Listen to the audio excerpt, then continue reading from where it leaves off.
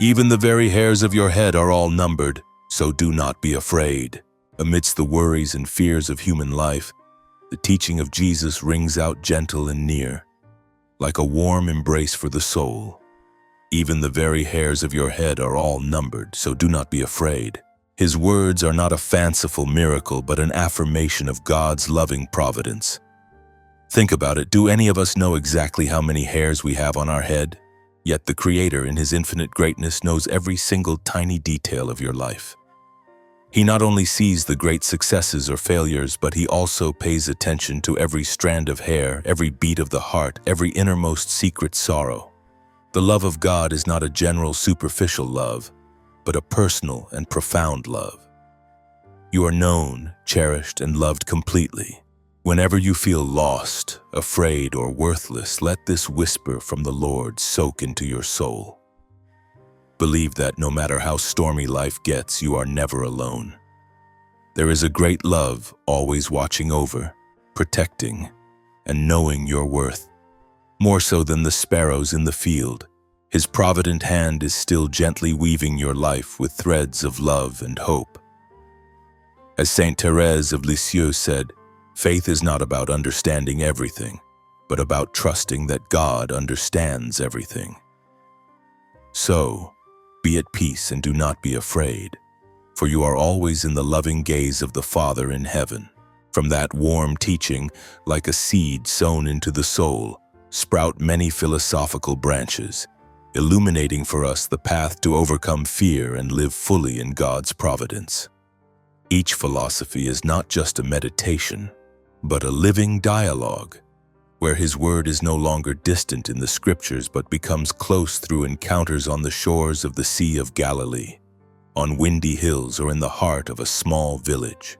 Before we begin, we kindly invite you to take a moment to subscribe to our channel to help spread this valuable content to your family and friends. We thank you, and now we invite you to listen. 1. The philosophy of intrinsic value.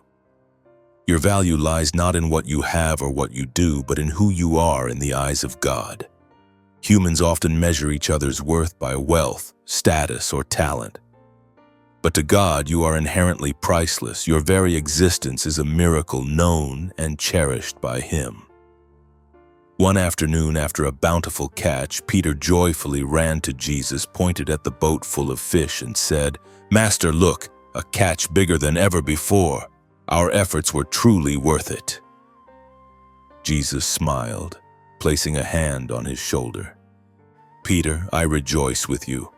But remember, your value in the eyes of the Father in heaven is greater than all the fish in this sea.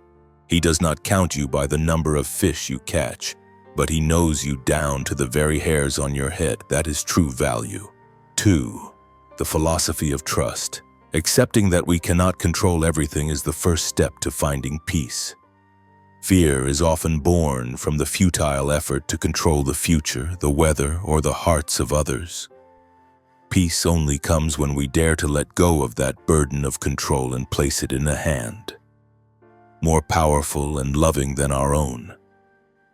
A farmer came to Jesus and said, "Master, I am so worried. If the weather isn't favorable this year, my family will go hungry." Jesus pointed to the wild lilies of the field and asked, "Look, do these flowers worry if tomorrow will be sunny or rainy? Do they weave cloth or store up food? Yet the Father in heaven clothes them in splendid beauty. Do not try to carry the whole world on your shoulders. Do your part and entrust the rest to the one who knows what you need." 3. The philosophy of presence. God's providence is not a promise for tomorrow, but a certain presence in today. We often miss God's care because we are busy worrying about a future that has not yet come. Meanwhile, He is present and acting in every present moment, in every breath we take. Seeing Martha bustling about, worried about preparing the meal for the next day, Jesus said gently, "Martha, you worry about tomorrow's meal, but you forget the joy of those who are sitting with you today. The Father in heaven, who feeds the birds of the air, will He forget you? Enjoy His care in this moment, for tomorrow will have its own providence." 4. The philosophy of the importance of the small. No one is too small or insignificant for God to overlook. In a world that honors the great and grand, we can easily feel small and invisible. But to the Creator, no detail is insignificant, no person is redundant. A timid child hid behind his mother, not daring to approach Jesus, thinking he was not as important as the adults. Jesus saw him, beckoned him over, picked him up, and said to the apostles, "You see, even this little heart with its fears and joys, the Father in heaven knows well. In his kingdom, no one is invisible." 5. The philosophy of imperfection. You do not need to be perfect to be loved. God knows all your flaws and loves you not in spite of them, but with them. The greatest fear of man is sometimes the fear of others seeing our imperfections. God's love frees us from that fear, for he sees through the outer shell to the longing soul within. Levi, the tax collector, after being called, said to the Lord, "Master, how can you call me? My hands are stained with unclean money." Jesus replied, Levi, I do not seek those who are well, but those who need healing. The Father in heaven knows every wound in your heart, just as he knows the number of hairs on your head. It is because you are as you are that I have come. 6. The philosophy of accompaniment. You are never truly alone. The feeling of loneliness is one of the deepest pains. The Lord's teaching is a reminder that there is always a divine presence, a gaze following you even in the most silent and solitary moments. A widow sat crying by the roadside, feeling forgotten by the whole world. Jesus passed by, sat down beside her, and was silent for a long time. Then he said, "Woman, not a single one of your tears falls that the Father in heaven does not know. In your pain, he is closer than ever." 7. The philosophy of meaning in trials. God's awareness does not mean that life will be without storms, but it guarantees that no storm is meaningless. That God knows every hair does not mean that hair will never fall out. Similarly, his providence is not a ticket to exemption from suffering, but a promise that he will be with us and turn those very sufferings into a path to growth and grace. The Apostle John asked, "Master, why do the righteous still face many tribulations?" Jesus answered, "Even the best seed must break open in the dark earth to sprout. The Father in heaven knows every trial you face. Do not be afraid of the darkness of the soil, for it is through it that new life is born. I do not promise you will have no storms, but I promise to be with you in the storm." 8. The philosophy of freedom from fear. True freedom is not having nothing to fear, but choosing to trust instead of fear. Fear is a prison that holds our potential and joy captive. Trusting in God's providence is the key to unlocking that prison door and stepping into the light. A young man said to Jesus, "I want to follow you, but I am afraid of failure, afraid of not being strong enough." Jesus pointed to a bird soaring in the sky and asked, "Is that bird afraid it will fall? It flies because it trusts in the wings the Father in heaven has given it. You too, do not look at your fear. Look at the one who has numbered the hairs on your head. Trust will be your wings." 9. The philosophy of simplicity. Peace is found when we stop looking for great signs and start recognizing God's care in the simple things of everyday life. We often expect God to reveal himself through extraordinary miracles, but forget that he is speaking to us through the morning sun, a simple meal, the smile of a loved one. When the apostles marveled at the splendor of the temple in Jerusalem, Jesus directed their attention to a poor widow who was putting 2 small coins into the offering box. He said, "You see these great stones, but the Father in heaven sees the widow's 2 coins. He is not in the great works made by human hands, but in a small, trusting heart. Look for him there." 10. The philosophy of ultimate purpose. Every detail of your life, no matter how small, is being woven into a great tapestry that you have not yet seen in its entirety. Sometimes life seems disjointed and meaningless. The Lord's teaching shows that there is a master weaver at work, and even the tangled or broken threads will contribute to the final masterpiece. A potter lamented, "Master, my work is so tedious. Every day is just clay and water."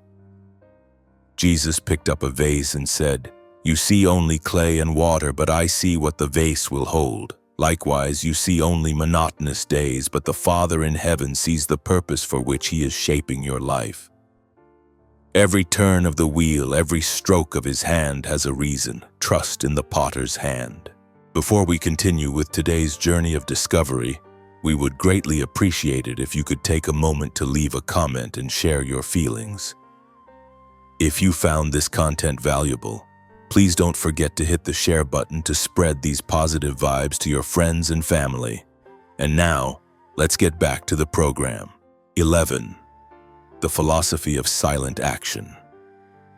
Good deeds that no one sees have great value in the sight of God, because He is the only audience that truly matters. The world applauds deeds that are displayed, contributions that are recognized. But there are countless acts of kindness, silent sacrifices that take place in the shadows. God, who sees in secret, treasures them more than anything. The Apostle Andrew came to Jesus a little troubled. "Master, Peter preaches to thousands while I quietly bring a few people to you. Sometimes I feel my work is too small." Jesus replied, "Andrew, do you think the Father in heaven only sees the crowds Peter preaches to? He also sees when you take the hand of a hesitant person. He hears your whispered encouragement when no one else is paying attention. In the eyes of men, there are big and small deeds. In the eyes of God, there are only big or small hearts." 12. The philosophy of comparison.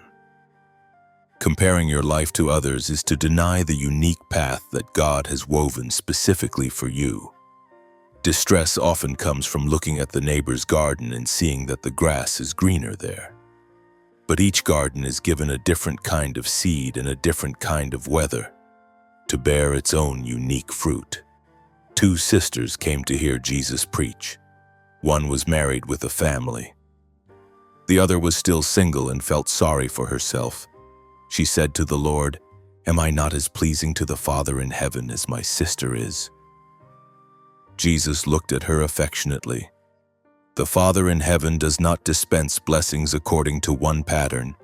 He knows the number of hairs on your head, and He also knows the unique path to lead you to complete joy. The rose does not need to be jealous of the lily, for each has a unique beauty and fragrance that the Father has given."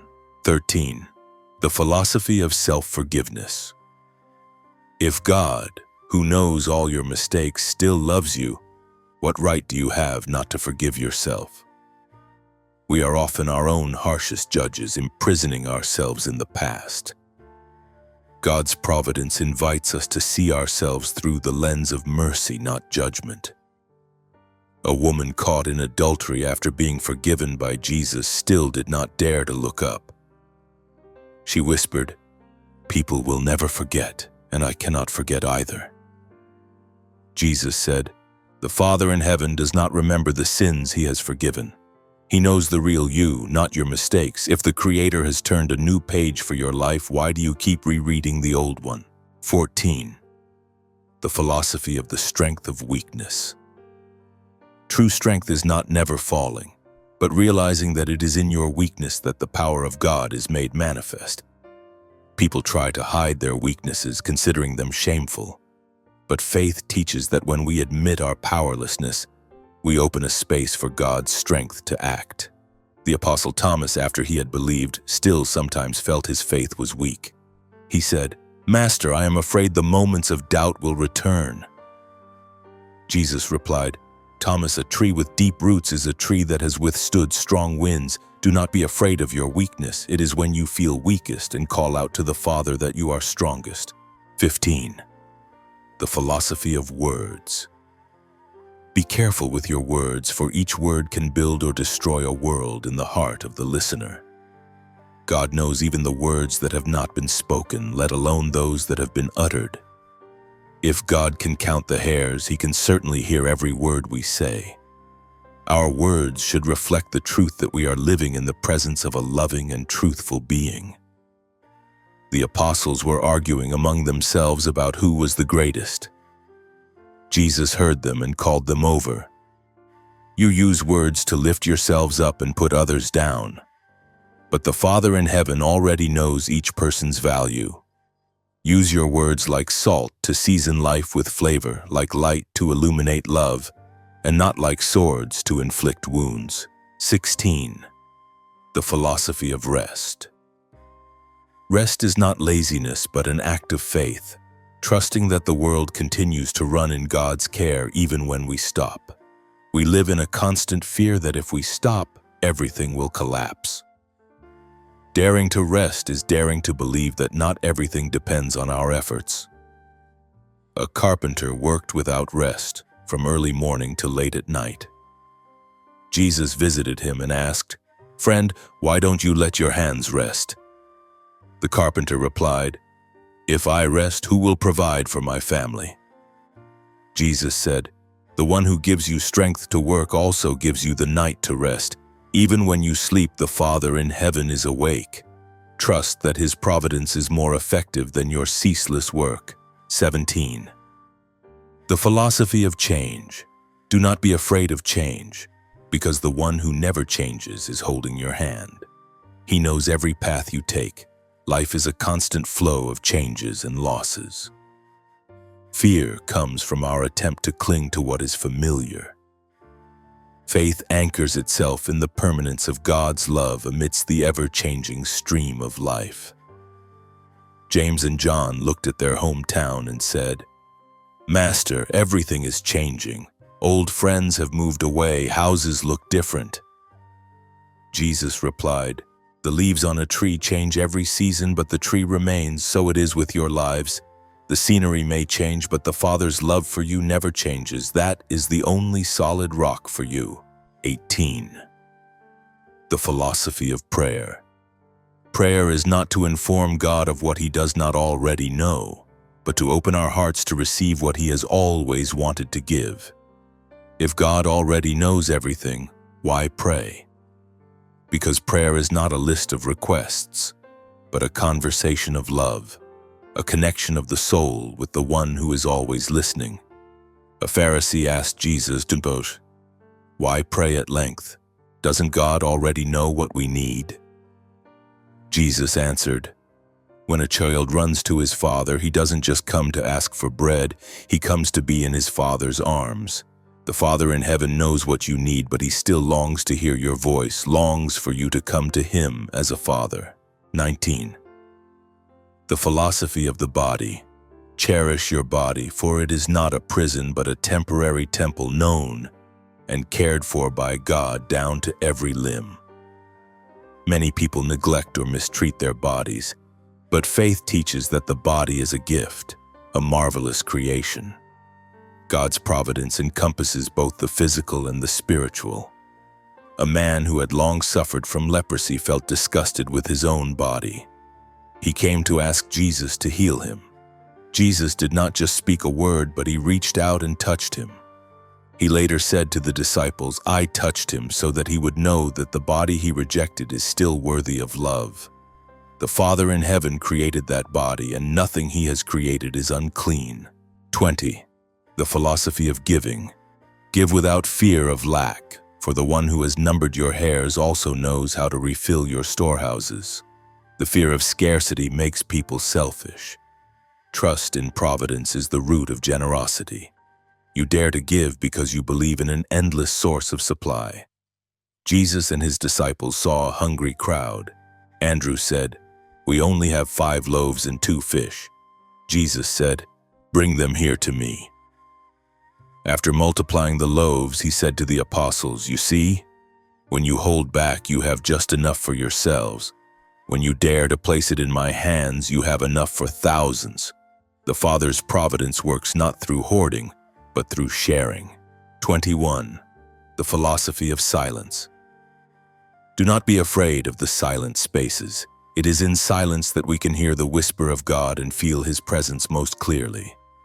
The noisy world makes us fear stillness. We fill every gap with sound and activity. But God's care is often felt not in the thunder, but in the gentle breeze. After a noisy day of teaching, Jesus went up a mountain alone to pray. When he came down, Peter asked, "What were you doing up there alone in the silence?" Jesus replied, "In the noise I speak to the world. In the silence I let the Father speak to me. You too seek silence to hear what the noise of life is covering up, that the Father is still there and he loves you." 22. The philosophy of memory. Your memories are kept by God. The joys he shared, the pains he comforted. No moment of your past is forgotten. People may forget or remember incorrectly. But there is a divine memory where every detail of your life is preserved in love. An elderly woman said to Jesus, "Master, I am old and my memory is failing. I am afraid I will forget the good things you have done." Jesus took her hand and said, "My dear, even if you forget, the Father in heaven never forgets. Your name is engraved on the palm of his hand. Your love, your faith, he remembers more clearly than you do yourself." 23. The philosophy of creativity.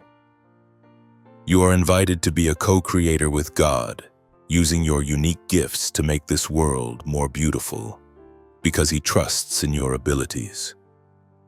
Providence is not a rigid predetermination, but an invitation to collaborate. God not only cares for you, but also entrusts a part of his work to you. A weaver was making an exquisite piece of cloth. He said, "This work requires concentration on every single thread." Jesus sat beside him and said, "The Father in heaven is also a weaver. He has woven you wonderfully, and now he gives you the threads of talent, time, and love for you to weave beauty into the world with him." 24. The philosophy of death. Do not be afraid of death, for it is not the end but a threshold to step into the fuller presence of the one who knew you before you were formed. The greatest fear of man is annihilation.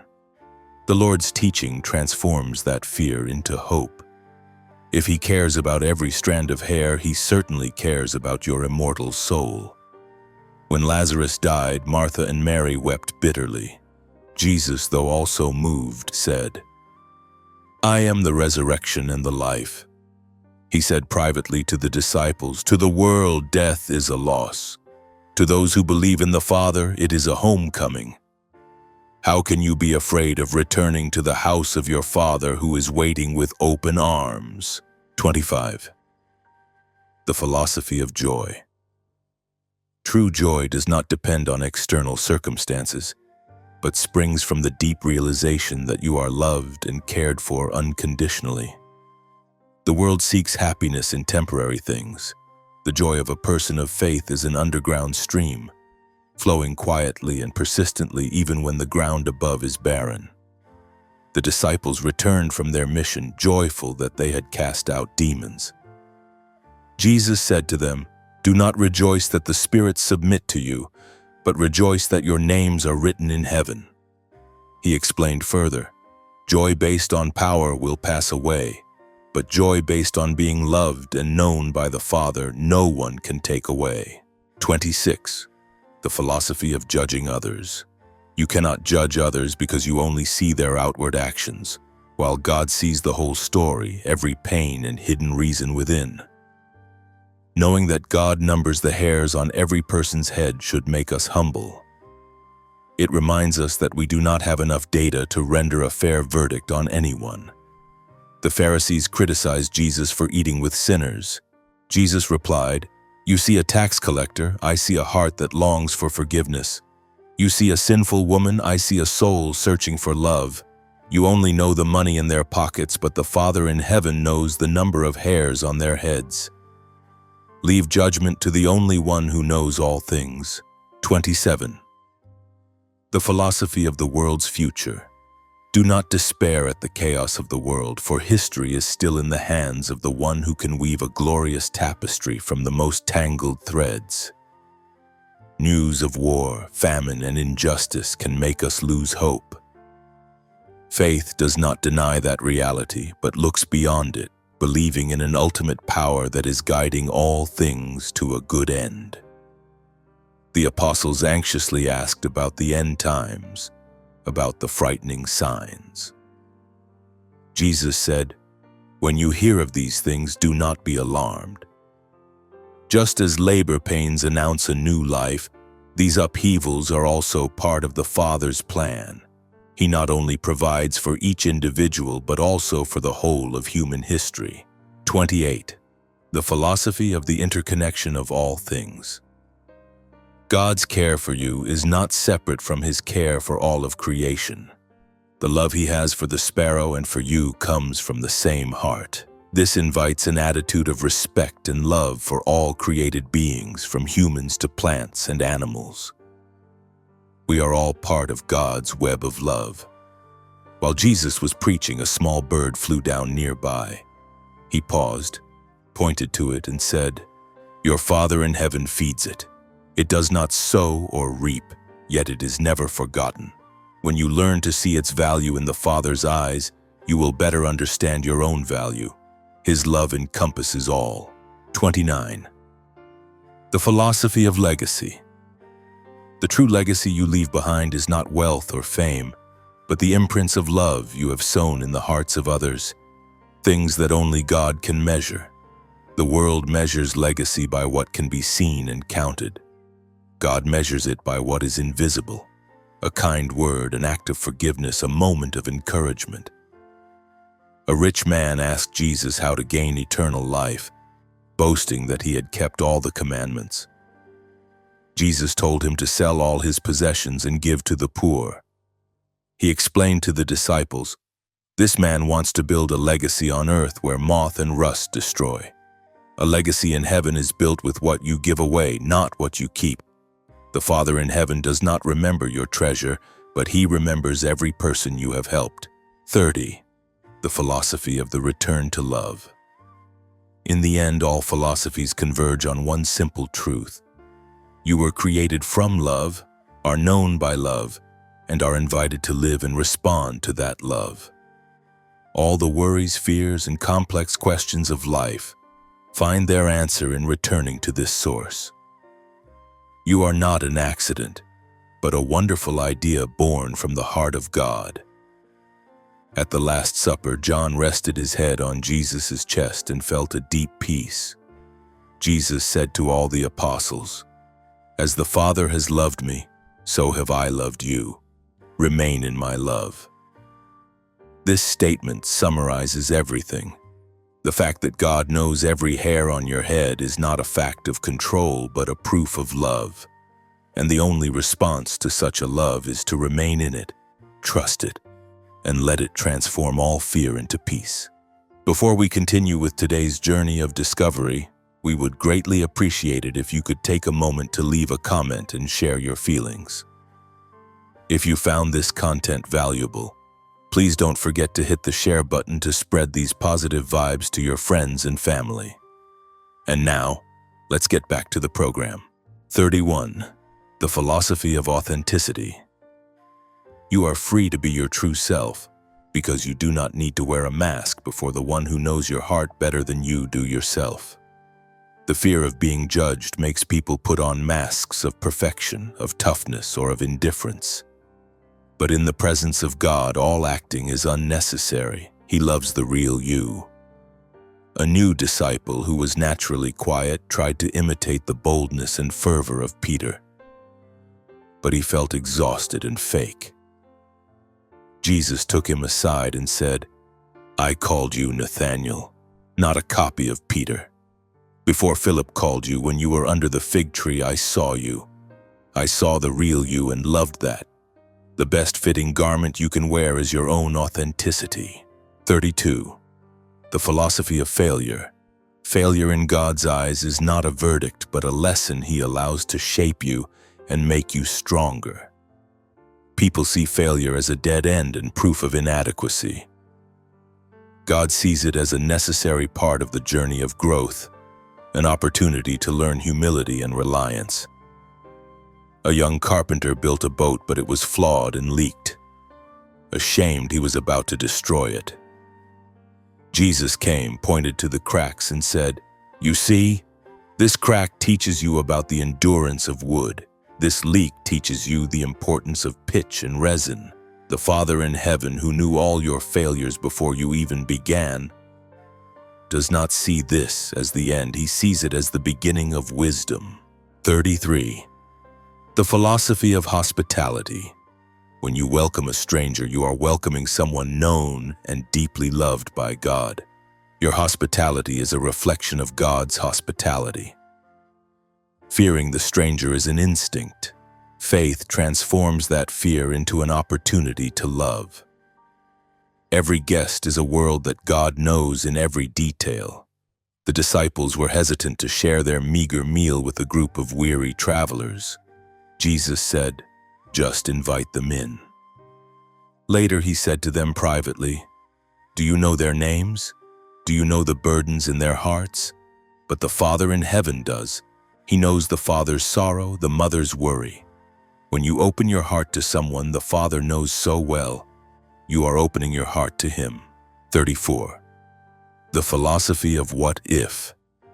Cast aside the anxious game of what if, because you are living under the care of a God who has already accounted for every possible what if. Our minds are machines for generating scary scenarios. What if I get sick? What if I lose my job? Trust is the answer to all those questions. Even what if that happens, God is still there. A young, ever-anxious mother asked Jesus, "Master, I am always afraid. What if something bad happens to my child?"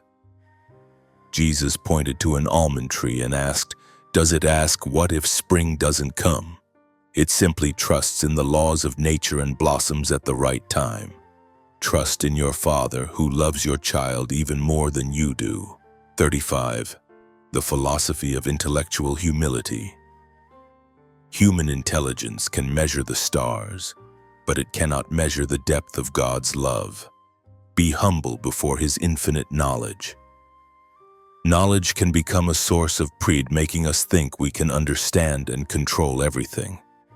True wisdom is recognizing our own limits before the all-knowing one. A scribe from Jerusalem came to debate with Jesus, quoting complex laws and prophecies. Jesus listened and then told a simple parable about a merciful father. He concluded, "Your knowledge helps you see the flaws in the law, but does it help you see the heart of the Father, who is ready to run and embrace the prodigal son?" 36. The philosophy of desire. Do not be afraid of the deep longings in your heart, for they are often the call of God pointing you toward a more meaningful and fulfilling life. Sometimes we feel guilty about our dreams, thinking them selfish. But if God has placed a desire in our hearts, perhaps He Himself wants to use it to guide us. A young man confided, "I wish I could do something great, but I'm afraid it's just pride." Jesus replied, "It was the Father in heaven who placed that longing in your heart. Does an eagle not dream of soaring high? Do not extinguish it. Bring it to the Father and ask Him to purify it, so that your desire may serve His glory and not your own." 37. The philosophy of relationships. All your relationships are seen and sanctified by God. Act in love and respect, because in every person you encounter, you are meeting a precious creation of God. We often treat others based on our feelings or for our benefit. The Lord's teaching invites us to look deeper, to see the divine image in every person, whether they are someone we love or someone who hurts us. Peter was angry with someone who had treated him badly. Jesus said, "Peter, you only see that person's action, but the Father in heaven sees the scars in their heart that made them act that way. You may not understand them, but try to love them, because that is a person whom the Father also knows down to the very hairs on their head." 38. The philosophy of discernment. God's providence does not make us passive. On the contrary, it gives us the clarity to act wisely and courageously. Trusting in God does not mean sitting still and waiting. It means acting with the conviction that God is with us, giving us the wisdom to discern and the strength to execute. The disciples asked Jesus what they should do about the oppression of the Romans. Jesus replied, Be wise as serpents and innocent as doves. Wisdom is for knowing which battles are yours to fight and which are God's. Innocence is for believing that whatever the outcome, you are safe in His hands. 39. The philosophy of others' suffering. When you see someone suffering, remember that God not only knows that pain, but He is also feeling it. Your compassion is God's arm reaching out to comfort. God's providence does not make Him distant. On the contrary, He is intimately present in all of humanity's pain. Jesus wept when Lazarus died. A disciple, surprised, asked, "Master, you knew you were going to raise him. Why did you weep?" Jesus answered, "I weep for the tears of Mary and Martha. I weep because the pain of loss is real. The Father in heaven is not indifferent to your suffering. He weeps with you before He wipes away your tears." 40. The philosophy of freedom from the past. You are not defined by your past because each new day is an opportunity to start again under the loving gaze of God. The ghosts of past mistakes often haunt us, but in God's dictionary, the word hopeless does not exist. His love is always greater than our past. Mary Magdalene was sometimes tormented by her former life. Jesus said to her, "Mary, when the sun rises, it does not ask where the darkness of last night went. It simply shines. For the Father in heaven, every morning is another time He says, 'I love you.' Live in the light of today." 41. The philosophy of habit. Your small daily habits, whether good or bad, are seen by God and have the power to shape who you become. Life is built from repeated actions. God is concerned not only with big decisions, but also with the small, everyday choices, for they reveal the true state of the heart. A person asked Jesus, "How can I become better?" Jesus replied, "No one becomes better in a single day. Begin with one small act of kindness. Tomorrow, repeat it. Like a drop of water wears away a stone, a small good habit practiced with love will transform your entire soul. The Father in heaven sees every one of those drops." 42. The philosophy of fragility. Cherish the fragility of life and of yourself, for it is in that fragility that beauty and dependence on God are revealed. The world worships strength and permanence, but a flower is beautiful because it is fragile.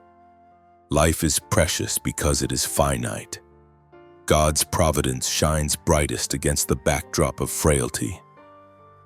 John, the youngest apostle, sometimes felt weak and vulnerable compared to the others. Jesus said to him, "A clay jar, though fragile, can hold a treasure. Do not despise your sensitivity. It is through the cracks of a compassionate heart that the Father's light can shine into the world." 43. The philosophy of dreams at night. Even in your dreams and the unconscious corners of your mind, you are never outside the knowledge and care of God. We do not control our dreams, and they often reveal our deepest fears and desires. God is present there too in our complex inner world. Jacob dreamed of a ladder connecting heaven and earth. When he awoke, he said, "Surely the Lord is in this place, and I was not aware of it." Jesus, recalling this story, said to the disciples, "The Father in heaven is closer to you than your own breath." Even when you sleep, your soul never stops seeking Him. Do not be afraid of the darkness, for He is light even in your dreams. 44. The philosophy of temptation. Temptation is not a sin. It is a reality of the human condition, allowed by God to give you the opportunity to freely choose His love. Many people feel guilty just for being tempted, but Jesus was also tempted. He knows this inner battle well. His providence is to give us the strength to overcome, not to remove the battle entirely. A disciple confessed, "Master, I am always tempted by anger." Jesus replied, "How can a soldier's loyalty be known if he is not tested? The Father in heaven knows your weakness. Your fight against your anger, even if you sometimes fail, is more precious in His eyes than the false peace of someone who has never been tested." 45. The philosophy of laughter. Laughter and joy are a gift, a prayer with the whole body, affirming that this life, despite its difficulties, is still worth living and enjoying. A somber faith does not accurately reflect a God of life. His providence includes giving us moments of fun, hearty laughter, and shared joy. At the wedding in Cana, when the wine ran out, Jesus performed a miracle so that the joy of the feast could continue. He said to his mother, "Their joy is also the joy of the Father in heaven." He taught the disciples, "The kingdom of my Father is not a place of sorrow, but of an eternal feast. Learn to laugh, for laughter is the sound of hope." 46. The philosophy of curiosity and learning. Look at the world with the eyes of a child, always curious and eager to learn, for every discovery about creation is a discovery about the wisdom of the Creator. God's providence does not demand blind acceptance. He invites us to explore, to question, and to seek. Every law of science, every beauty of nature is His signature. Jesus said to the disciples, "Consider how the wild flowers grow. Observe how the birds of the air build their nests. Don't just look, but ponder. The Father has written lessons of His love and care into every leaf, every grain of sand. This world is a great book. Read it with gratitude." 47. The philosophy of power. True power is not the ability to control others, but the ability to serve with humility and care for every detail, just as God cares for you. The world defines power as domination. Jesus defines it as service. Knowing every hair is the model for a leadership full of care and responsibility. When the disciples argued over power, Jesus took a basin of water and washed their feet. He said, "Whoever wants to be first must be the slave of all. I, your Lord and teacher, have served you. The power the Father gives is not for sitting above others, but for kneeling down and lifting them up." 48. The philosophy of justice and mercy. God is just, but His justice always goes hand in hand with mercy, because He knows full well all the circumstances and burdens that led a person to sin. Humans can often only choose one of the two: strict justice or blind mercy. God, in His infinite wisdom, can harmonize both perfectly. The parable of the unforgiving servant shows this.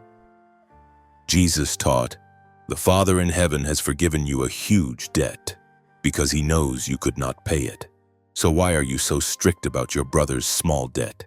His justice demands forgiveness because He knows we all need it." 49. The philosophy of generational legacy. Your life, known and woven by God, will become part of a larger story, influencing generations you will never meet. No life is an island. Our choices of faith and love create ripples that spread through time. Speaking of Abraham, Jesus said, "He rejoiced at the thought of seeing my day." He explained to the disciples, "Abraham's faith, an act from thousands of years ago, prepared the way for you today. Likewise, your faith will be a blessing for your descendants." The Father in heaven weaves history with the threads of each person's life. 50. The philosophy of final wholeness. Trust that the final chapter of your life story, a story that God has known from the beginning, is one of redemption and wholeness. Life may have chapters full of pain, confusion, and incompletion, but faith is the conviction that the great author will connect all the details to create a meaningful and happy ending. On the cross, in the darkest hour, Jesus uttered, "It is finished." He said to the good thief beside him, "Today you will be with me in paradise." That promise is for everyone. No matter how broken your life may seem, the one who has numbered the hairs on your head has also prepared a place where all broken pieces will be mended. All tears will be wiped away, and you will rest completely in the love that has known you from eternity. Before we continue with today's journey of discovery, we would greatly appreciate it if you could take a moment to leave a comment and share your feelings. If you found this content valuable, please don't forget to hit the share button to spread these positive vibes to your friends and family. And now, let's get back to the program. 51. The philosophy of the sacredness of the ordinary. Do not seek God only in the extraordinary. He is waiting for you in the most ordinary and repetitive tasks of life. We tend to separate our spiritual life from our daily life. But God, who knows every detail, is present in those very small things, turning the mundane into the sacred. A woman was tired of grinding flour and carrying water every day. She sighed, "Is this all my life will be?" Jesus passed by, asked for a drink of water, and said, "Woman, every grain of wheat you grind, the Father in heaven knows. Every step you take to fetch water, He counts." You think this is a trivial task, but when you do it with love for your family, you are turning your work into a prayer. And no prayer is trivial in the eyes of the Father. 52. The philosophy of the wisdom of scars. Your scars are not signs of damage, but testaments to the battles you have fought and been healed from. God does not erase the scars. He turns them into symbols of strength. We often hide our physical and emotional scars out of shame, but God sees them as part of a beautiful story of redemption. An old soldier showed Jesus the scars on his hands. He said, "They remind me of terrible things." Jesus looked at the scars and said, "A tree that has been through a storm often has marks on its trunk, but it is also the tree with the deepest roots.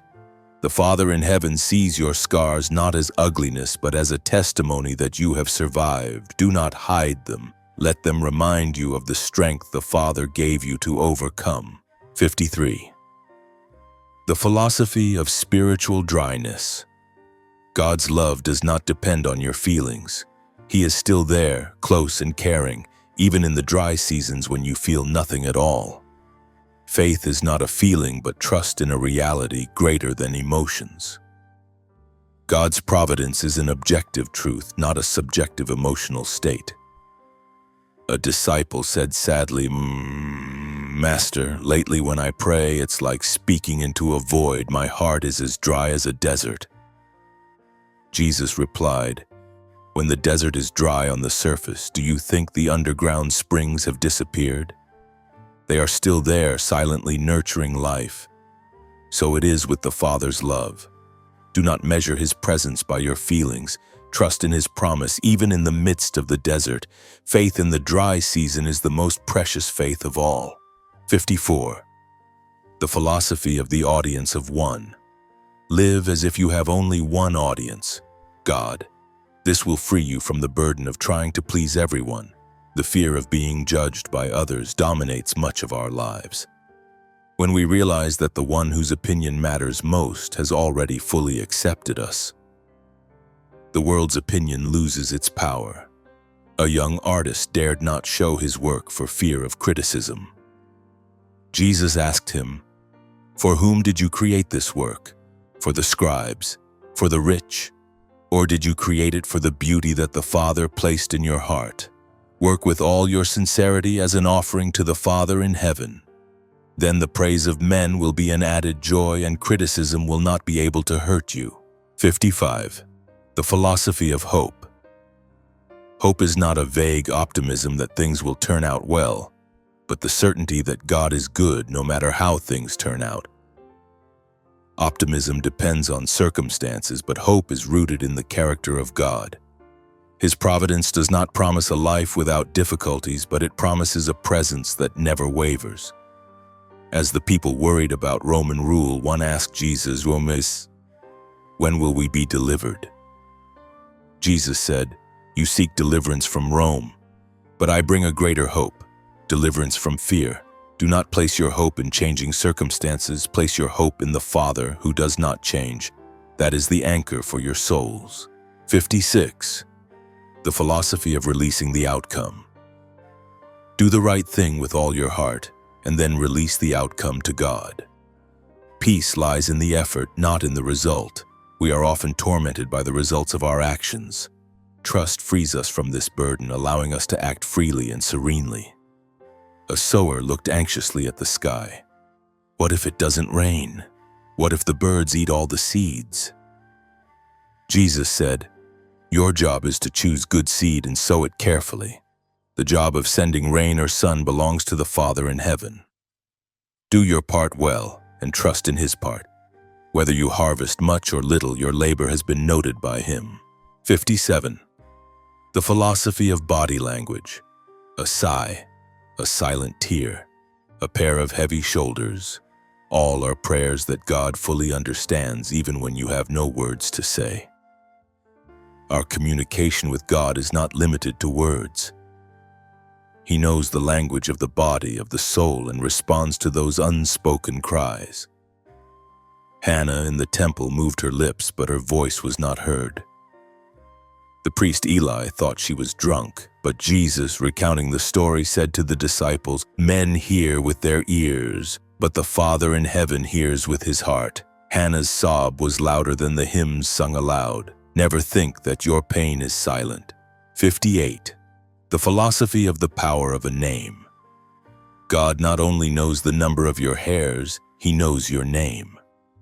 That name represents your entire being, a unique person whom he loves. In the ancient world, to know someone's name meant to have a special connection with them. The fact that God knows our name is an affirmation of a personal and intimate relationship. Zacchaeus, a man everyone called a sinner, climbed a tree to see Jesus. Jesus passed by, looked up, and called, "Zacchaeus, come down immediately." Later, Jesus explained to those who were murmuring, "I did not call him the tax collector. I called him by his name, the name the Father in heaven has known since he was in his mother's womb."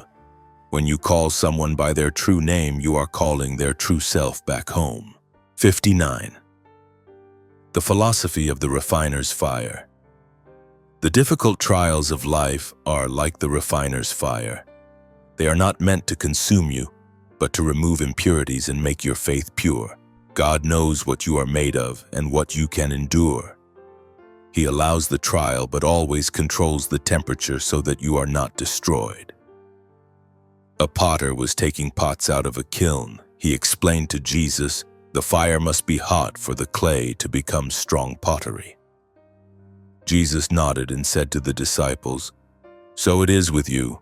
Sometimes the Father in heaven must let you pass through the kiln of affliction. Do not be afraid. He is the potter. He knows exactly when to turn up the heat and when to take you out. He will not let you break." 60. The philosophy of the flow of time. You live in each moment, but God is outside of time. He sees your past, present, and future as a complete tapestry, and he is weaving it all together for good. We are often stuck in regret for the past or anxiety for the future. Faith is trusting that the one who directs time holds our entire life in his hands. A historian asked Jesus about the meaning of history. Jesus replied, "You read history as a sequence of events. But the Father in heaven sees it as an artist sees the entire painting. He sees Adam's mistake and the promise to Abraham in the same gaze. Trust that your present moment, however confusing it may seem, is a necessary brushstroke for the masterpiece he is completing." 61. The philosophy of life's rhythms. Life has its seasons, its rhythms. There is a time to plant and a time to harvest, a time to laugh and a time to weep. Do not fight against that rhythm. Learn to live in each season with trust. We want life to always be the summer of joy and success. But wisdom is recognizing that each season has its own purpose and beauty, all within God's providence. The book of Ecclesiastes states, "There is a time to be born and a time to die." Jesus said to the farmers, "You do not sow wheat in the harvest season, nor expect grapes in winter. Why then do you expect your life to have only one season? Embrace the winter of rest as well as the summer of growth. The Father knows what you need in each season." 62. The philosophy of enough. The feeling of enough comes not from having much, but from realizing that what you have, whether little or much, is a gift from God's care. Society pushes us to pursue more. Peace comes from finding contentment in the present, trusting that God will provide what is needed for tomorrow. When he fed the 5,000 after everyone was satisfied, Jesus told the disciple, "Gather the pieces that are left over. Let nothing be wasted. He taught them, the Father in heaven gives abundantly, but he does not want us to be wasteful. Be grateful for what you have, even if it is just leftover pieces of bread. When you know that you have enough for today, you will be free from worry about tomorrow. 63. The philosophy of the courage to be small. The world tells you to be great, important, and prominent. The gospel invites you to have the courage to be small, humble, and to serve, for that is the path to true greatness. God's providence for small things, like a hare, a sparrow, shows that his value system is different from the world's. The mother of James and John asked for her 2 sons to sit at Jesus' right and left in his kingdom. Jesus replied with, "Whoever wants to be first must be the slave of all."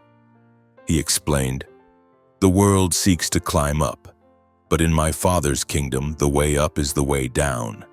Have the courage to take the last place and you will find yourselves exalted." 64. The philosophy of the gift of tears.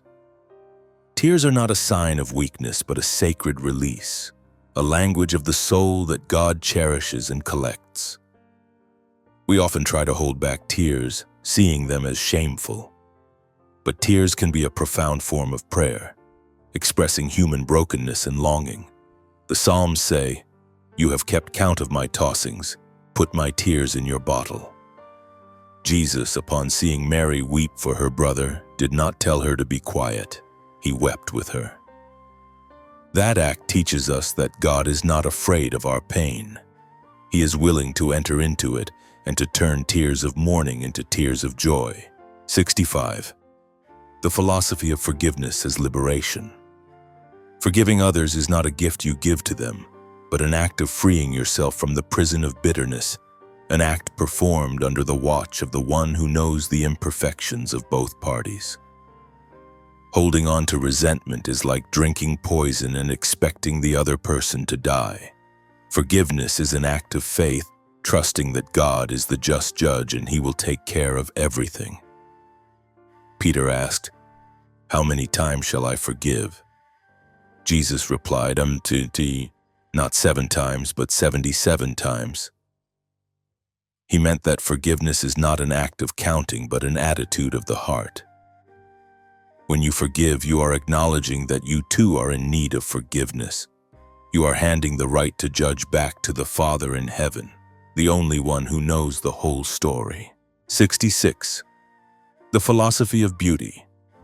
Seek out and create beauty, for it is a reflection, however faint, of the beauty of God. Beauty has the power to heal and lift the soul. God's care is not limited to physical needs. He also gives us the lilies of the field, the splendor of the sunset. Beauty is not a luxury, but a necessity of the soul. A woodcarver was meticulously creating a small decoration on a synagogue pillar. Someone said, "Who will even notice that small detail?" Jesus, passing by, heard and said, "The Father in heaven notices. He is the great artist who created the veins on a leaf, the colors on a butterfly's wing. When you dedicate your time to creating beauty, you are participating in his work of creation." 67. The philosophy of free choice. God foreknows all your choices, but that foreknowledge does not take away your freedom. On the contrary, he loves you so much that he gives you the freedom to choose or reject him. This is a great mystery. God's omniscience and human freedom coexist. True love requires freedom. In the Garden of Gethsemane, Jesus prayed, "Let this cup pass from me, yet not as I will, but as you will." This prayer shows that there was a real choice. He said to the sleeping disciples, "The spirit is willing, but the flesh is weak." He understood the struggle of choice.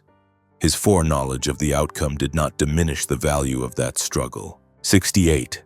The philosophy of the legacy of faith. The most precious legacy you can receive and leave is not land or money, but a living faith, a story of trust in God passed down from one generation to the next. God knows you are a link in a long chain of faith. You are both an heir and a legator. Speaking of the faith of a Roman centurion, Jesus marveled and said, "Truly I tell you, I have not found anyone in Israel with such great faith." That faith did not come from nowhere. It may have been formed from the stories and examples the centurion had seen. Jesus teaches us that when we live our faith, we are sowing seeds in the hearts of our children and those around us, a harvest we may never see. 69. The philosophy of simple return. After all the complex reflections, the path to peace is often to return to the simple trust of a child. The intellect can lead us to the threshold of faith, but only the heart can step through. God's providence is a truth to be lived, not a problem to be analyzed. Jesus placed a child in the midst of the disciples and said, "Unless you change and become like little children, you will never enter the kingdom of heaven." He did not mean childishness or ignorance, but absolute trust. A child does not worry about dinner or the rent. They simply trust that their parents will provide. That is the final invitation, to trust in the Heavenly Father in the same way. 70. The philosophy of the final gaze. The final word on your life is not the world's, not failures, not sins. The final word belongs to God, and it is a word of love, spoken through a gaze that sees all and never leaves you. All these philosophies converge on one point. You are living under the gaze of God. That gaze is not to control or to judge, but to love, to preserve, and to redeem. When Peter denied Jesus 3 times, the rooster crowed, and the Bible records that the Lord turned and looked straight at Peter. It was not a look of condemnation. It was a look of truth and love, a look that broke Peter's proud heart and opened the way for repentance. Live each day in the awareness of that gaze. Do not be afraid, for in that gaze you will find your peace, your purpose, and your eternal home. Before we continue with today's journey of discovery, we would greatly appreciate it if you could take a moment to leave a comment and share your feelings. If you found this content valuable, please don't forget to hit the share button to spread these positive vibes to your friends and family. And now, let's get back to the program. 71. The philosophy of the sanctity of thought. Even your most secret thoughts are a sacred space known to God. Cultivate your inner garden with truth, beauty, and love. We often believe that only actions matter, but Jesus taught that the root of every action lies in thought. God's providence invites an integrity that comes from the depths. The Pharisees had malicious thoughts when they saw Jesus healing on the Sabbath. Jesus, knowing their thoughts, asked, "Is it better to save a life or to destroy it?" He later explained to the disciples, "People worry about keeping their hands and feet clean, but they let the garden of their mind grow wild with the weeds of envy and judgment. Remember, the Father in heaven often walks in that garden." 72. The philosophy of the purpose of waiting. The periods of waiting in life are not wasted time, but an essential part of your formation. Just as wine needs time to mature, the soul needs periods of quiet to grow. We live in a hurried world and hate to wait, but God often works in stunts and slowness. He knows the perfect time for everything. The disciples, after Jesus ascended, had to wait in Jerusalem. Peter felt restless and wanted to act, but Andrew recalled the Master's words. The Master taught us that a farmer doesn't dig up the seed every day to see if it has grown. He sows, and then he waits in faith. In our waiting, the Father is working in the deep. Do not despise the gift of waiting. 73. The philosophy of the gift of misunderstanding. When you are misunderstood by others, find comfort in the fact that you are fully understood by God. His acceptance is the medicine for the pain of unjust judgment. Being misunderstood is a deep pain. It makes us feel alone. But faith gives us a safe haven, the perfect understanding of God. Many people walked away after hearing Jesus' teaching on the bread of life because they did not understand. Jesus sadly asked the 12, "You do not want to leave too, do you?" After that moment, he might have said to them privately, "There will be times when the world does not understand you. They will call good evil. In those times, remember that the Father in heaven knows your hearts." Truth is not determined by the crowd, but is preserved in the Father's heart. 74. The philosophy of the ripple effect. Every small act of kindness you perform, even if no one sees it, is recorded by God and can create waves of goodness that you can never measure. We often judge actions by their immediate and visible impact, but God, who sees all connections, knows that a small acorn can become a mighty oak. Jesus saw a person quietly give a beggar a piece of bread, wanting no one to know. He said to the disciples, "This act is like a mustard seed that is sown. The sower may never see it grow, but the Father in heaven sees." He sees that beggar, thanks to this piece of bread, had enough strength to go on and say a kind word to someone else. Never underestimate the power of a small act done with great love. 75. The philosophy of true wealth. True wealth lies not in what you possess, but in the richness of a soul that is at peace and trusts in God's care. The world defines wealth by accumulation. God defines it by freedom from worry about possessions. A rich young man asked Jesus how to gain eternal life. He had everything, yet still felt something was missing.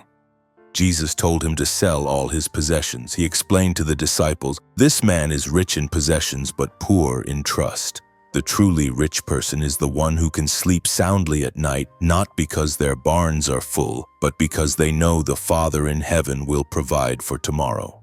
76. The philosophy of the courage to confess.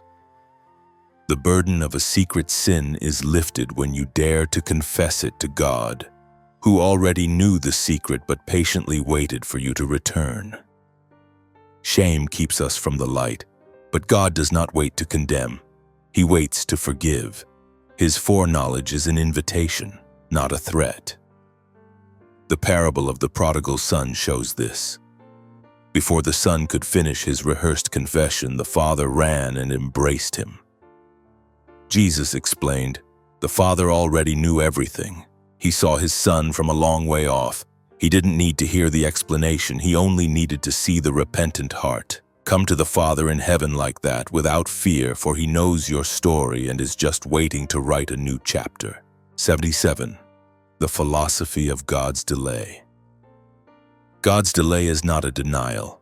It is often an opportunity for your faith to deepen and for the miracle, when it happens, to be more glorious.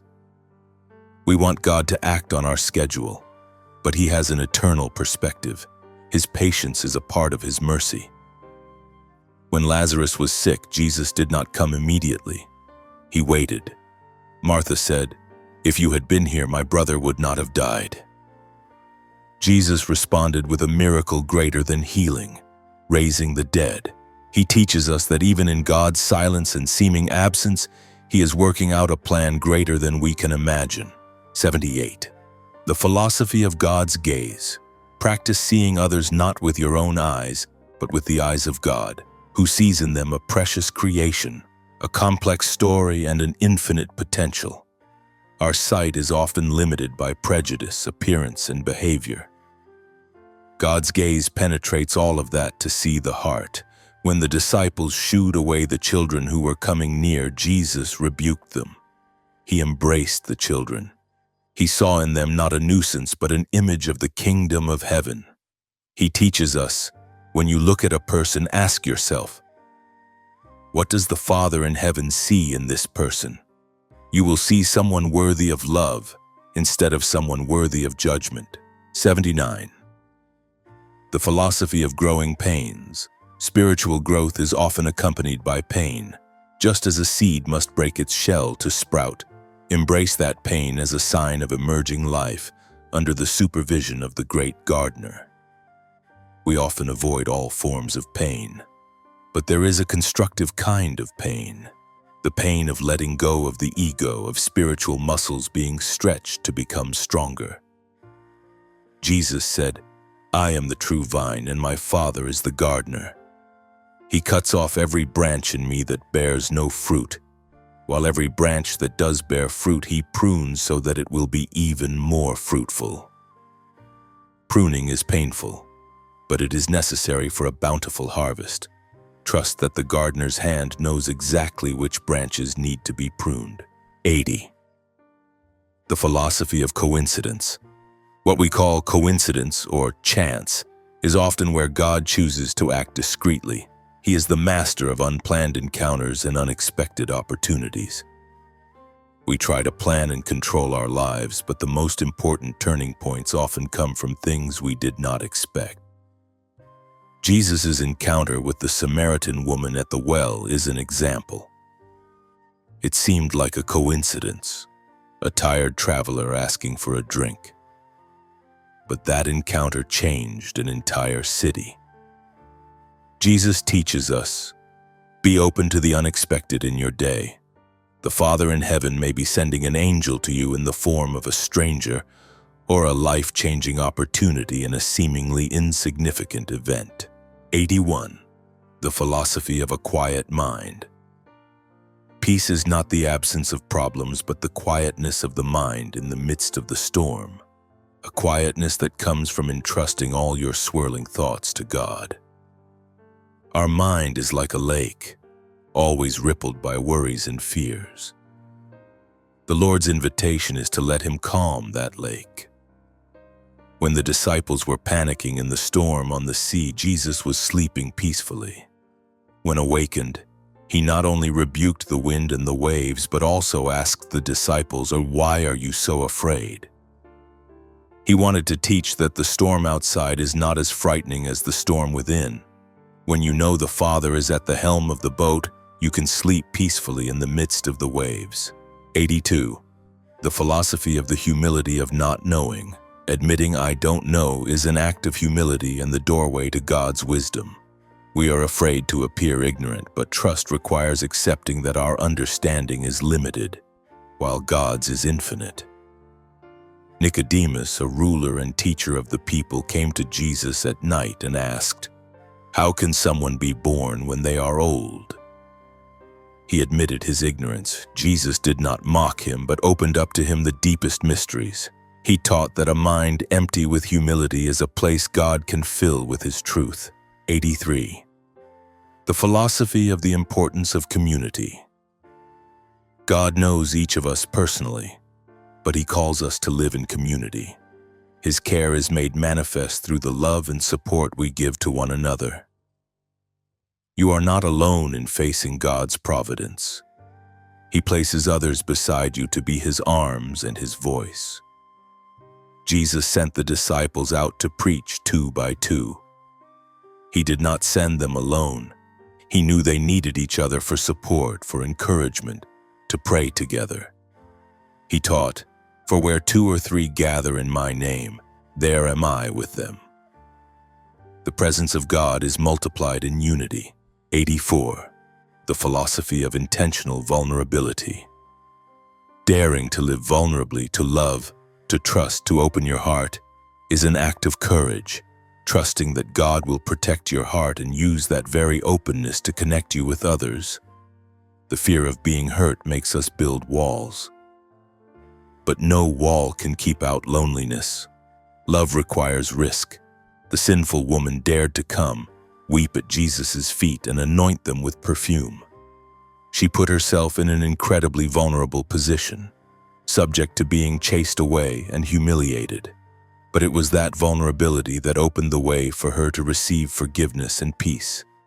Jesus teaches that a heart that is too well guarded can never give or receive love. 85. The philosophy of the promise in a seed. Every human being is a seed containing a wondrous potential that only God can fully see. Do not judge a person by their current appearance. See them as a promise. We see only the small, stunted plant. God sees the lush, leafy tree it will become. His providence is the care for that potential. The parable of the mustard seed is a lesson in this. Jesus said the kingdom of heaven is like a mustard seed, the smallest of seeds, but when it grows, it becomes a large tree for the birds of the air to perch in. He meant, do not despise small beginnings, whether in a person or a project. The Father in heaven has the ability to make the smallest things great. 86. The philosophy of the melody of obedience. Obeying God is not blind submission, but harmonizing with the grand melody He is composing for the universe. Resistance creates dissonant notes, while obedience creates harmony. Each person has a part in God's symphony. When we trust the conductor, we will play our part correctly and contribute to a magnificent work. Jesus said, "My food is to do the will of Him who sent me." He found nourishment and joy in being in harmony with the Father's will. He invites us to do the same. Learn from me, and you will find rest for your souls. That rest comes from no longer struggling but joyfully dancing to God's music. 87. The philosophy of perseverance. Faith is not a sprint but a marathon. God's providence is not just for the beginning but sustains you every mile of the way until the finish line. Many start strong but give up halfway. Perseverance is a fruit of faith, believing that God is faithful to His promises. Jesus said, "The one who stands firm to the end will be saved." He knew the journey would be tiring and discouraging at times. The parable of the persistent widow who kept bothering the unjust judge shows how much God values persistence. He meant to say, don't give up. The Father in heaven hears your prayers. He sees your fatigue. He will give you strength at the right time. 88. The philosophy of freedom from envy. Envy comes from comparing your portion with someone else's. Trusting in providence is believing that God, in His wisdom, has given each person exactly what they need. Envy is a poison that prevents us from enjoying what we have. Gratitude is the antidote. In the parable of the workers in the vineyard, those who worked since morning were envious of those who worked only 1 hour but received the same pay. The master said, "Are you envious because I am generous?" Jesus taught that the Father in heaven has the right to distribute His grace as He wishes. Your part is to receive your gift with gratitude, not to compare it with someone else's gift. 89. The philosophy of embraced powerlessness. The moment you admit your complete powerlessness is also the moment you open yourself to receive the infinite power of God. We try to appear strong and self-sufficient. But spiritual strength often begins with surrender. The father of the demon-possessed boy came to Jesus and uttered the most honest prayer, "I do believe. Help me overcome my unbelief." He admitted his powerlessness. It was at that moment the miracle happened. Jesus taught that the Father in heaven does not wait for perfect faith. He waits for a broken heart ready to be helped. 90. The philosophy of the symphony of existence. In the end, imagine that each life, with all its high and low notes, joys and sorrows, is an instrument in God's great orchestra. On its own, it might make confusing sounds, but under the direction of the great conductor, all will blend into a majestic symphony of love and redemption. You might only hear the shrill trumpet of pain or the mournful drum of loss in your own life. But trust that there is a conductor who hears the entire piece. He knows that those notes, when placed in their proper context, will make the melody of the final victory sweeter and more profound. Do not be afraid of the difficult notes. Just play your part with all your faith, because you are an indispensable part of the greatest symphony ever composed. 91. The philosophy of the dignity of decline. Old age and the decline of the body are not a tragedy, but the final stage of a pilgrimage, watched over by God with special reverence and tenderness. The world worships youth and strength and fears old age. But faith teaches that every stage of life has its own dignity. God's providence does not diminish as our strength fades. Anna, An elderly widow spent her days and nights in the temple. A young woman saw her looking tired and asked, "Madame, you must be longing for rest." Anna smiled. "Every wrinkle on my face is a story that God knows. Every gray hair is a medal of perseverance He has bestowed. This body may return to dust, but the Father in heaven is waiting to give me a new one. I am not decaying. I am ripening for the eternal harvest." 92. The philosophy of the already and the not yet. Live in the sacred tension of the already and the not yet. You have already been redeemed, but you are not yet fully in glory. God's providence is the bridge that connects these two realities. This is the mystery of the Christian life. We are both saints and sinners, both free and still fighting. God's care ensures that we will travel from the already to the not yet safely. After Pentecost, the apostles were full of power, yet still faced persecution.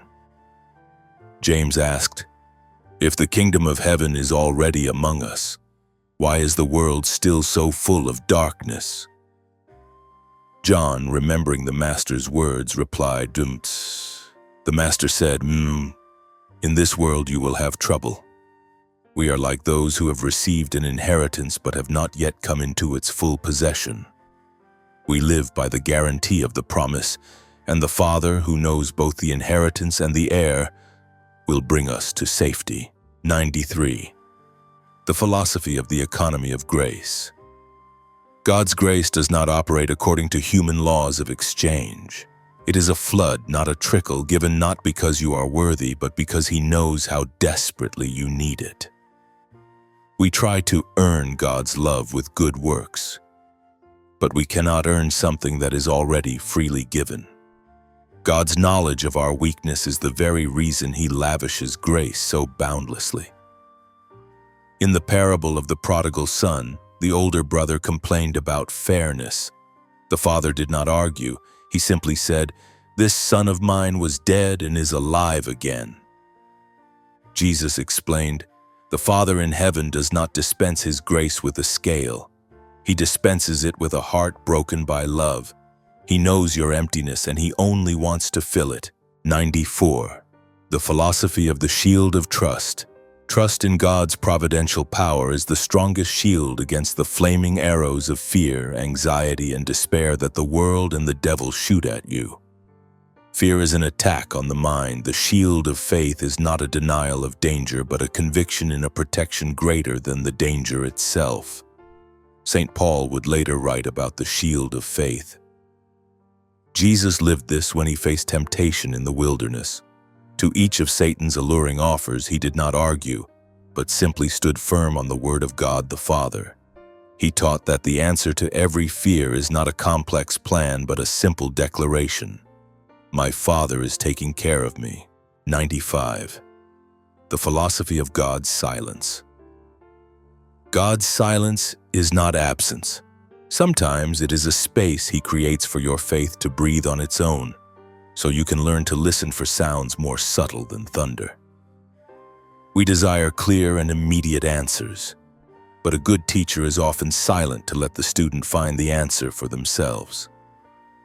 For 400 years between the Old and New Testaments, it seemed God was silent. There were no prophets. But in that silence, He was preparing for the greatest event in history. Jesus taught the disciples, "When I am not speaking, it does not mean I am not there.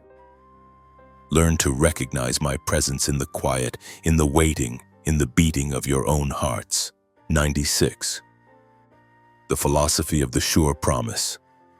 God's promise is absolutely trustworthy because He knows two things perfectly: His own infinite power to fulfill the promise and your weakness that needs the promise. Human promises can change. God's promise is built on His own unchanging nature. Jesus promised Peter, "On this rock I will build my church, and the gates of Hades will not overcome it." He made this promise knowing full well that Peter would deny Him. The certainty of the promise was not based on Peter's strength, but on the power of the one who promised. Hold on to God's promises, not your ability to keep them. 97. The philosophy of being a child of God. Live with the carefree confidence of a beloved child, knowing that your Father owns the universe and He is delighted to share it with you. Fear often comes from the mentality of an employee who is always afraid of displeasing the boss. Love liberates us into the status of a child who lives in security and acceptance. Jesus taught us to pray by calling God our Father. This was a revolution. He wanted to change our entire relationship with the Almighty, from fear to intimacy. Now, if we are children, then we are heirs. An heir does not worry about the inheritance. They live in the joy of belonging. 98. The philosophy of healing the cosmic orphan. Deep down, every person feels like an orphan in a cold and meaningless universe. The realization of God's fatherhood is the only cure for that pain. Modern science can tell us how we were made, but only faith can tell us for whom and by whom we were made. Jesus said, I will not leave you as orphans, I will come to you. That promise was not just for the apostles, it is for all of humanity. Knowing that there is one who knows every hair on your head erases the feeling of loneliness and of being lost in the vast cosmos. You are not an accident, you are an intention. 99. The philosophy of the witness of joy. A deep joy, even in the midst of adversity, is the most powerful witness to the truth of the gospel. It makes the world ask, what is their secret? The world can imitate everything about Christianity, its morals, its rituals, its social work. But it cannot imitate the supernatural joy that comes from trust. Even when facing the cross, Jesus spoke of His joy, so that my joy may be in you, and that your joy may be complete. That joy is not the absence of suffering. It is the presence of God in the midst of suffering. That is our greatest secret. 100. The philosophy of pain management. God does not waste any of your pain. When you offer it to Him, He will transform it into wisdom and compassion so that you can use your own experience to comfort others. Pain can either make you bitter or make you better. The choice lies in whether you allow God to enter into that pain. St. Paul wrote, God comforts us in all our troubles so that we can comfort those in any trouble with the comfort we ourselves receive from God. Jesus, the man of sorrows, became the source of comfort for all humanity. Your pain, when consecrated, becomes a source of healing. 101. The philosophy of an eternal perspective. Knowing that God holds the entirety of your timeline completely changes how you view temporary setbacks and successes. We see life through a narrow keyhole, only seeing the present moment. God sees from above, viewing the entire path from beginning to end. Jesus said, do not store up for yourselves treasures on earth, but store up for yourselves treasures in heaven. He invites us to invest in what has eternal value: a business failure, a romantic rejection, an illness. From an eternal perspective, they are just fleeting events on the road to our true home. 102. The philosophy of the purification of attention. Pay attention to what you are doing, whether eating, walking, or talking, because every moment is an opportunity to meet God, who is always completely attentive to you. We often live distractedly, our minds in one place and our bodies in another. Attentiveness is a spiritual discipline that brings us back to the present reality, the only place where God is. When Martha was worried and distracted, Jesus said to her, only one thing is needed. That one needed thing was presence, attentiveness to the honored guest sitting in her home. Jesus, in all His actions, was fully present. He teaches us that when you pay attention to a person, you are giving them a gift that reflects God's own attentiveness. 103. The philosophy of the judgment of love. The final judgment is not a cold trial before a distant judge, but an intimate conversation with the one who has walked with you every step of the way, who knows every battle and every tear. God's omniscience will be the greatest source of comfort on Judgment Day, not a source of fear, because he knows the entire context. The parable of the sheep and the goats shows that judgment is based on acts of love. Feeding the hungry, giving drink to the thirsty. Jesus will not ask, "How many sins did you commit?" but perhaps will ask, "How much did you love?" He who knows your weakness will be your defense attorney even before he is your judge. 104. The philosophy of recognition in heaven.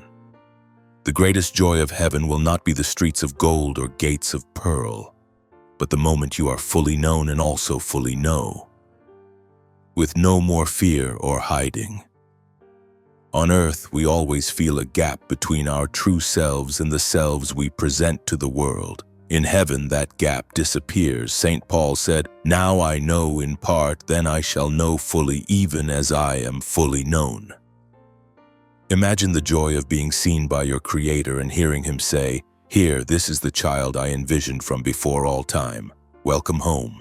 105. The philosophy of the unfolding tapestry.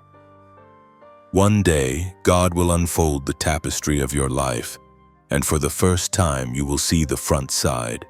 You will see that every dark thread of sorrow, every knot of failure was necessary to create a masterpiece you could not have imagined. Right now, we are looking at the back of the tapestry with its tangled threads and chaotic colors. We cannot see the whole picture. Jesus told his disciples, "You do not realize now what I am doing, but later you will understand." This is the promise for every believer. Trust that no detail in your life is meaningless. The great weaver is using it all to create an eternal beauty. 106. The philosophy of the soul's anchor. The deep knowing that God knows and loves you personally is the anchor that holds your soul firm amidst all the storms of life, of doubt, and of death itself. A boat without an anchor will be tossed about by the waves. A soul without this certainty will be tossed about by the philosophies of the world, the events of life, and its own fears. The letter to the Hebrews speaks of hope as an anchor for the soul, firm and secure. The source of that hope is the faithfulness of God.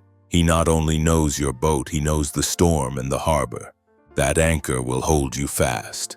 107. The philosophy of passing on the legacy.